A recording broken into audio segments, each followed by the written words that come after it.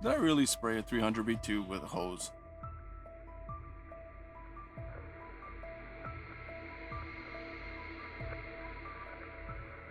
Yep. And they all had different characteristics when I sprayed them with the hose. When I sprayed the Western Electric with the hose, all these, like, coins and money was flying out of it. Alright, boring dad jokes.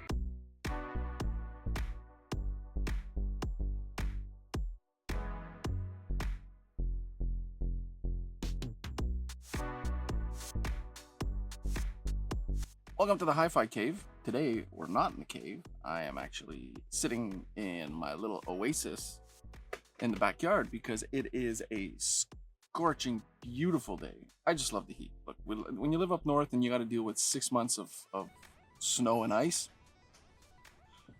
bring on the high 90s. Now, 300B tubes today. If you guys follow my channel, you know that I've been using the Decware Zen Sarah 300B amplifier, but even before that, I also have a set of Wellborn 300B monoblocks. I absolutely love 300Bs. Actually, I think I like all the directly heated triode tubes. Like, whether it's a 300B, whether it's a 2A3, whether it's a 211, whether it's an 845, an 805, I like them all. I just like their sonic character that they have. To me, I find it gives them a nice textured mid-range. I find it gives the voices such a presence. And I mean, if you're a fan of singer-songwriter type music, where it's a little bit more simple presentation, where you have the singer, you have a guitar, maybe like drums, sometimes another set of percussions, or have saxophone, trumpet, or even a cello, the 300Bs or any directly heated triode, it gives it such a character and a presence in the singer in the room. Now, well, we could probably argue that 300Bs, if you're a fan of big orchestral music, might not be the best suited to. However, it's a different story when you're talking about an 845 DHT. I mean, 845s, the dynamic range, the headroom is huge, huge. And I'm just talking single-ended stuff here, because if you get into the push-pull and parallel stuff, like, sure, any DHT tubes can drastically change its character if you're putting them in a high-watted amplifiers. But anyways, so wanted to share you all my experiences with a few of the 300Bs that I've been using in the Decware Zen Sarah, and just maybe help give some of you guys a little, starting point, so that you know kind of what you could expect, because you got to take all of this with a grain of salt, because my hi-fi rig is not your hi-fi rig. Like, I have so many tubes in mind that my DAC is geared and tuned in a way that through tubes, through the capacitors, through the rectifiers that I chose to put in there to get the sound that I want. For you, what I'm going to give today as far as characteristics on these different 300Bs, it's a starting point. It's just sharing my experience. It's not a review. So maybe by sharing my experience, then if you try some things, come back and comment, send me an email, let me know what sounded similar to what I experienced versus what you experienced. The more we share, the more we all learn. All right, so let me just start. Okay. So first tube, let's talk about what many people probably got as a 300B tube, if they just kept the stock standard ones when they ordered the Decware Zen Sarah, would be the NGG electron tubes, which is this guy here. And it's a great tube. I can't find anything wrong with it. Overall, on every parameter possible that we can apply buzzwords to in the audiophile world, this tube does everything at an 8 on 10. Yeah. Soundstage, 8 on 10. Details, sparkle, performance, treble, 8 on 10. Mid-range, performance, texture, warmth, clarity, 8 on 10. Bass, 8 on 10. Balance between highs, mids, and the bass is also an 8 on 10. Now, I'm saying 8 on 10 because I'm comparing it to the other ones. If I never would have heard the other tubes, and this was the tube I had in the 300B amplifier, I'd be very happy. Reminds me kind of like people who go buy a TV from a store. When you get to the store, the best TV, like some stores set up like their very best, most expensive OLED or laser TV right smack in the middle of all the other TVs. And of course, when you're comparing all the TVs to that one in the store, other TVs look mediocre. Of course, because that $9,000 latest generation OLED looks spectacular. And it does. But if you pick one of those mediocre TVs, or not mediocre, but when you get home and you calibrate it, it looks amazing. Especially because it's not going to be sitting next to modern, high, latest advanced piece of technology like one of those modern, the modern OLEDs or laser TVs. It's going to look amazing because you're not directly comparing it anymore. Kind of the same thing with the tubes, really. Once you get used to the sound of the tube that you have, if nothing's wrong, it sounds amazing. It really does. It's always when you compare. I guess you could say the same thing about hi-fi components. Anyway, it's a great tube. It really is. It's an all-rounder. Not much more to say. So now the difference, now for people now who are going to be getting the Decware Zen Sarah 300B, Steve has actually gotten Linlay tubes. That's right. Linlay makes seriously good tubes, guys. From my experience, Linlay is in some of my top tubes all the time. Every time I've used a type, they sound incredible. The 6SN7s, the 211s, and now a 300B made by them. So now Steve has the Decware tubes made by Linlay. And it is a step up from the NGG Electron tube. It really is. So I recognize some of the Linlay character that this tube has compared to the other Linlay tubes that I use. And same thing. I can't tell you where the Decware branded tube lands in terms of Linlay's range. I don't think it's the equivalent of their Elite series. I think because if it was, I'm pretty sure Steve would have to increase significantly the cost of the sale of his amplifier, which I don't think he has. So I have a feeling it's in the mid-range, or heck, it might even be completely custom made. Maybe Steve asked for certain parameters and Linlay made it for him. That's possible too. I don't know. But like other Linlay tubes, I think their attention to detail when building these tubes is stellar, because without having any advanced form of cryo treatment done to them, they sound really good, nice and silent, good clean background, nice dense tone to the sound, and a very, very even tonal balance across the range. And to me, I feel like I have a little bit, just a touch of warmth in the mid-range when I listen to this tube. It's really just a touch. And it could be because of the way my system is set up. Like I said, because of the capacitors I chose to put in my DAC, and everything else. It's just a touch. Maybe some of you will probably interpret this as more neutral, which is good, which is fine, because assuming your system, you're tailoring your sonic tastes in other components with other tubes, or just via other types of components if you want a warmer sound, and then you don't want to mess with that warmer sound or make it too warm or turn it muddy by rolling the wrong power tube. Having a Linlay tube that's very, or in this case the Decware branded one, is very much more on the side of neutrality.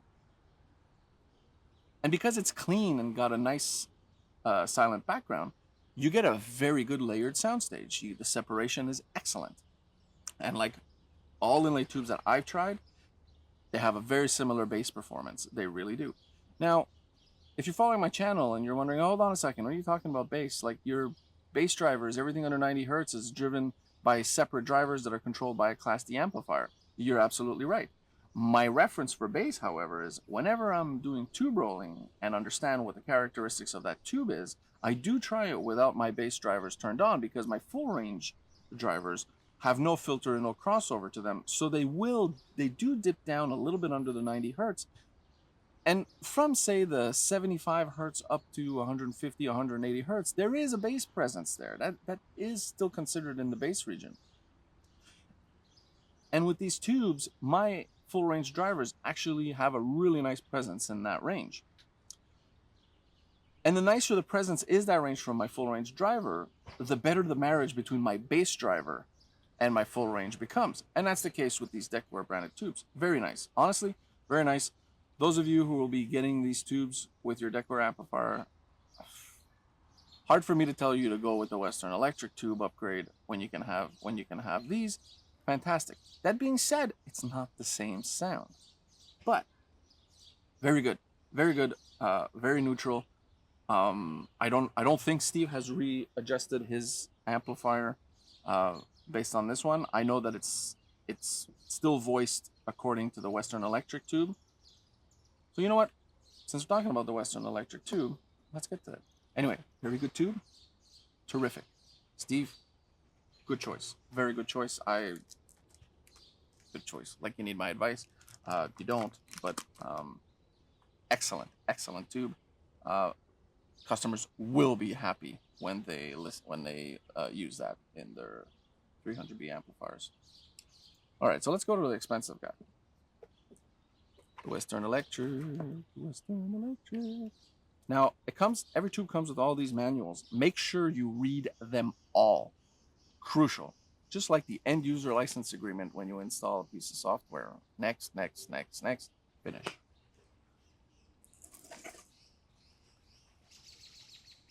Here we go. See? The Western Electric. Now,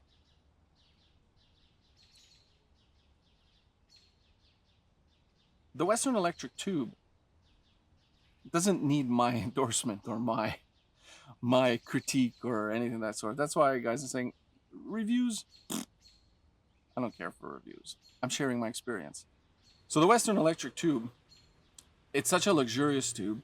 It's got a luxurious tone to it, lush mid-range, great marriage between the mid-range and the highs. It gives you a very good soundstage.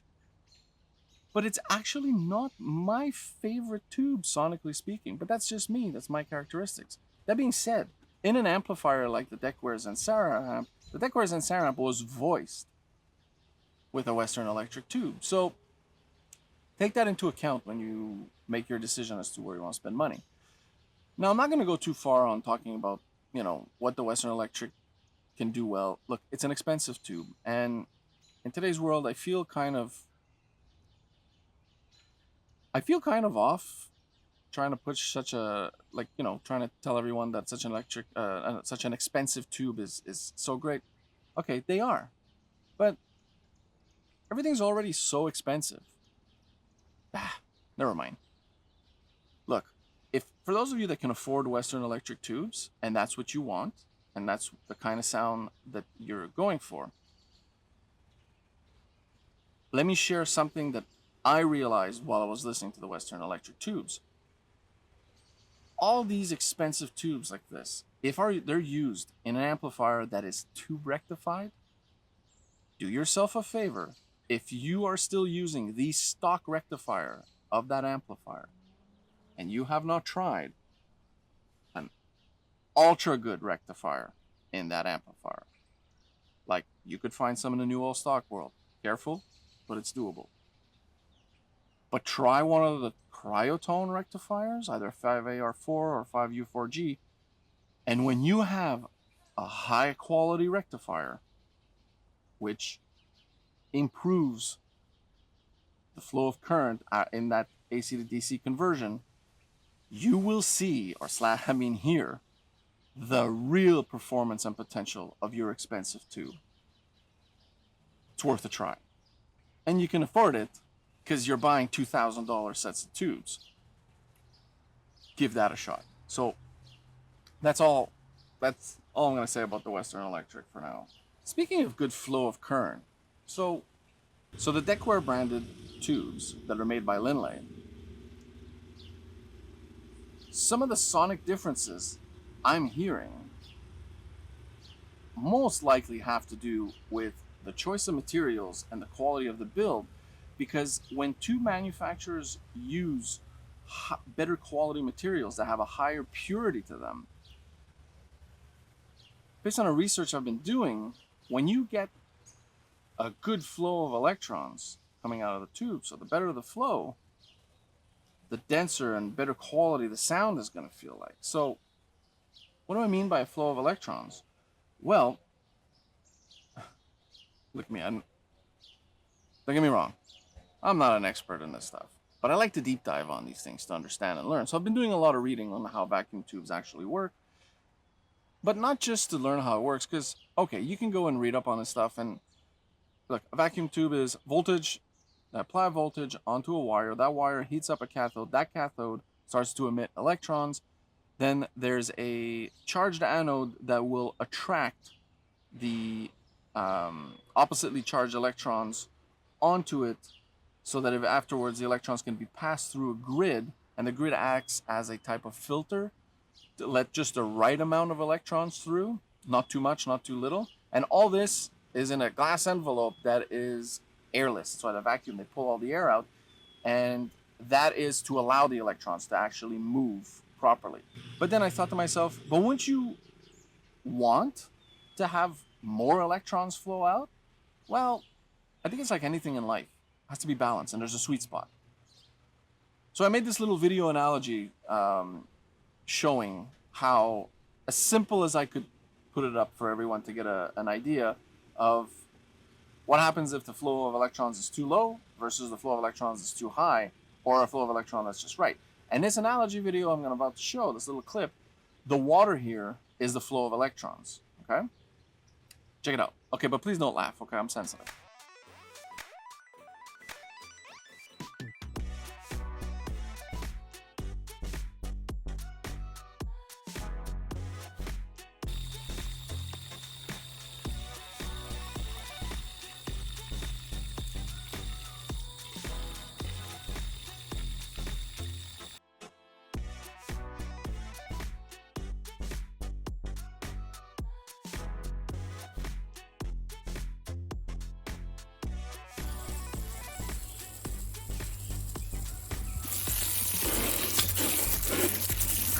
Better getting sprayed in the face than a slap. Trust me. If you haven't seen me getting a slap on the face, check out my video on the Heaven 11 BilieAmp, which, by the way, if you like these hats, hi-fi hats, link is in the description. Head over to Heaven 11's website. You can buy these hats. So if the flow of electron is too low, you get distortion. And if the flow of electron is too high, you get distortion. Because if the components aren't getting enough electrons, it create gaps, which leads to distortion. And if it's too much, that overwhelms the components, and that also creates distortion. That's as simple as my understanding can put it right now. I'm not an engineer. Let me know in the comments if you're capable of explaining this scientifically how it works. Let me know. Am I close? Did I kind of get it right? Or not? I'm sure the keyboard warriors will let me know if I didn't get it right. The materials, I think, that allow these electrons to flow in the tube also plays a role from what I can see. And this is where tubes that are cryo-treated. So from my research, what I can tell is when you do a cryo-treatment, a proper cryo-treatment to a type of material in a tube, the alteration that it does at a molecular level kind of fills in the gaps or some of the impurities, I guess, that could exist in that material. Now, every tube manufacturer uses different grade of these materials. I think the companies that charge an arm and a leg for their tubes, well, forget the conspiracies that they're all greedy wanting to make money and they're selling snake oil. Well, they're using high quality materials with a high purity. That costs a lot more. And then you have also the precision labor that goes into it to get all this to be properly assembled. So if the purer the material is, the better the flow of electrons can happen. So the more consistent flow of electron that you have, the better job the grid does, and then the better flow of energy into the rest of the amplifier, and you get a better quality signal. So when it's cryo-treated, fills in all these gaps and these holes. in the materials, which allows for a better flow of electron. Because I think like electricity, from what I'm reading, just like water, always follows the path of least resistance. Okay. So, can I tell you for sure that cryo treating does a big difference? No, I'm not here to say that. What I can tell you is when I use the cryotone tube, which does follow a very rigorous and very different cryo-treating process than many of the cryo-treated tubes out there on the market, the difference in density and tone and emotions felt in the music, like the sense of a real life presence coming out of your speakers, in my opinion and in my system, nothing has compared to cryotone tubes so far. Nothing. And from what I take by talking to Don at with an audiophile, the work and love that goes into selecting these tubes. Now, I know some people are like, they're just basically getting JJ to build them a bunch of tubes. Yeah, but guys, many tubes out on the market, like I'll dare go on a limb here and say more than 75% of the tubes out on the market are all made within the same 5 different tube manufacturing plants in the world. 5, whatever. 4, could be 6, could be 7. There's not that many. But let's say it is JJ tubes, right? So a JJ tube that is born in a factory is still a caterpillar. Once Don and his team gets their hands on those tubes and apply the cryotone treatment process to it, it becomes a butterfly. There is no comparison. So I've owned JJ 6SN7s, and now I have 6SN7s from Cryotone. They look identical. They sound nothing alike. There's something happening with the process that they're applying that just is increasing the presence of the music and the sound when you use cryotone tubes, especially if you use mostly cryotone tubes across your rig. And I have experienced this in the Decware Zen Sarah 300B. When it's all cryotone, man, the presence of those instruments is amped up. It's higher than what it was because the background is so dead quiet. The distortion is non-existent. It's amazing. Go check out Decware's channel. He's got some videos where he's professionally measuring the distortion levels of cryotone tubes compared to other high-quality tubes. It's like a third. A third. That's insane. All from already quiet tubes. I'll even tell you that recently, I had audiophiles come over, and I have very high sensitive full range drivers. So you do hear a hint of transformer noise coming out of my speakers if you get down and listen to them. That's transformer noise. It's very soft, very, very subtle. And at first they were like, that's tube noise. I'm like, no, watch. I'll change the tubes out, take the cryotones out, and put old cheap tubes that I have. Oh man, the crackling noise. I even have a short. Check out the short. One of those shorts that I have on my channel shows you the difference in noise. And I even told the guys, I said, I bet you if we plug in your solid state amplifier instead of the Decware amp using cryotone tubes, I said, I bet you your solid state amplifier makes more noise at idle than these tubes do. And monster of a difference. Their jaws dropped. They're like, what? I'm telling you, the solid state amplifier was bubbling, pickling, hissing. Cryotone tubes, nothing. Check out Thomas's Stereo's video.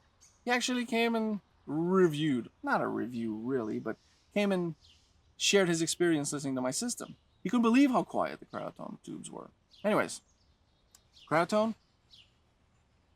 is my favorite of the tubes of the 300B so far. It really is. I prefer these even over the expensive Audio Note 300Bs that I had, which are about $2,000 a pair. Also, these are my preferred tubes now for the realism, the spaciousness, the airiness, the bass detail, performance, energy, slam. This, wow.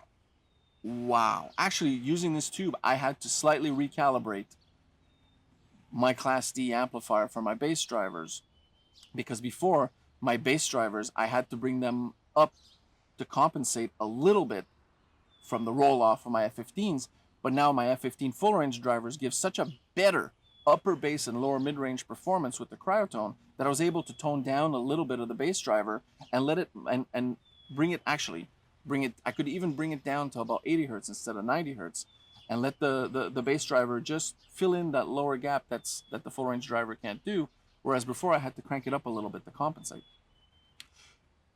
Phenomenal tube. And the last one, which is very different, would be an old pair of TJs. I've heard rumors that Sophia tubes, similar to Cryotone, actually have used tubes made by TJ. It's too hot out here, my batteries are dying. Camera number 2 died. Oh well. So the TJ, the TJ tube has much more of a vintage sound. It could be that mesh plate that's in there. It adds a little bit of noise, adds a little bit of distortion. That being said, so if you're a music lover more than an audiophile, and you like the sound of old vintage tubes, and you want a 300B amplifier that brings out that old concept of tube warmth, and you want to listen to the old classic rock stuff, or maybe old country, old blues, or even older jazz, like old live Miles Davis recordings that they're not all great recordings. But this type of tube is the kind of tube you want to hide all of those issues in the recordings. Old Zeppelin recordings, old Rolling Stones recording. The TJ tube is great for that. Really great for that. I'm not sure where to get them online anymore, but they can't be hard to find. I'm sure you guys can find the TJ tube. Do a little Google search. I'm sure there's going to be a bunch where you can find them. Yeah, essentially that's the TJ tube. It doesn't have that incredible sound staging, that incredible bass performance. It's not that mega high resolution and high at quality that a Lindley will give you, Cryotone will give you, or a Western Electric or an Audio Note will give you, or a Takatsuki will give you. No, this is, you want to listen to your old music, your old records, stuff that you want a tube that is going to make those snap, crackle, pops come out of your records sound extra good, or just make them feel like they belong in the presentation. Because I don't know if you've ever experienced this, but when you listen to a dirty record on a mega high, ultra transparent system, those crackle and pops, man, they distract from everything because they're so far removed from the soundstage and the overall tonality and presence of the instruments that to me it's even more distracting. So hence the importance of having clean records. All right, so guys, I've lived with the Decware Zen Sarah amp for 6 months now, and I can tell you, honeymoon is over. So now that I got to hear Sarah sing, I got to hear her dance, I got to hear her sleep, and I got to hear her fart. Am I still in love? You bet your ass I am. This amplifier, no, hold on, I'm biased, okay? I'm very biased right now because the performance of this amplifier for me is so good because it is a great match for my system, for my speakers, for the sound that comes out of my source and the preamp. It's just a phenomenal match. So for me, I'm biased. But kudos to Steve. Thank you very much for this. As soon as funds allow, I will be buying this amplifier because when I return your amplifier, I am definitely going to be crying when I plug my little monoblocks back in. But that's life.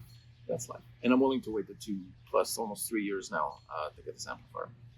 Now that being said, thank you very much for tuning in to today's beautiful summary video, and hope to talk to you guys soon.